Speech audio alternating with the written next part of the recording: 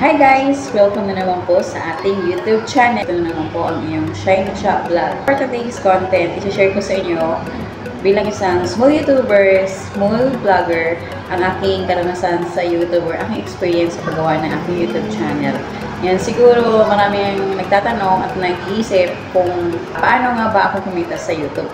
Yun po yung content natin ngayon. So, paano nga ba tayo kumita sa YouTube? Unang-una po, kumikita po tayo sa YouTube sa pamamagitan ng ads. Sinasabi nila na advertising o advertisement. Nakikita nyo po sa iyong mga videos, kapag nanonood po kayo ng YouTube channel or nanonood po kayo ng mga videos sa YouTube ng mga content creator, meron po kong tinatawag na ads.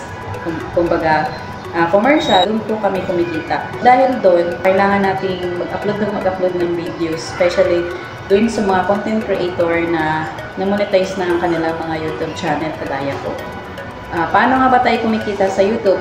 Siyempre guys, meron pong requirements sa YouTube na 1,000 subscribers and 4,000 watch hour. Kailangan ma-hit nyo po yun within 1 year. Depende naman po sa inyo kung paano nyo madiskartehan para ma-monetize po ang iyong YouTube channel. So, kung ma-hit nyo na po yung requirements ni YouTube na 1,000 subscribers and 4,000 watch hour, mag-i-email na po sa iyo si YouTube.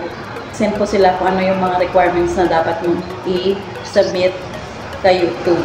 And then, kapag nasubmit na po nyo lahat yun, i-review po ni YouTube ang inyong mga YouTube channel kung ito ba ay qualified na ma-monetize or wala bang mga violations doon sa mga videos, mga content nyo, especially copyright claims. Kailangan wala tayong copyright strike and copyright claims sa ating mga videos.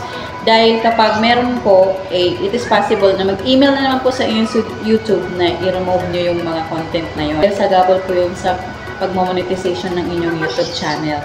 Kita po tayo sa YouTube sa pamamagitan ng mga views. And kung depende po sa views nyo, convert po yun into dollars. So yun po yung way kung bakit tayo kikita sa YouTube. Take note guys, kailangan meron kayong mga views sa inyong mga YouTube channel at iipunin nyo po ito para sasahurin nyo po ito within 3 months. Depende kung ma-hit nyo po yung $100. Kung ma-hit nyo na po yung $100, pwede nyo na pong sahurin. Convert po yon sa peso po guys. Pero yun po yung ating sasahurin sa YouTube. And depende naman po kung yung iba po 8 digits na po ang kanilang mga sinasahod sa YouTube. Kasi marami na po silang followers, marami na silang viewers and subscribers. So dahil tayo, small YouTuber lang, sinasahod ko po is, depende po kung ma-hit ko po yung 4 months sa views at doon po ako kumikita. Yan po yung kung paano tayo kumita sa YouTube.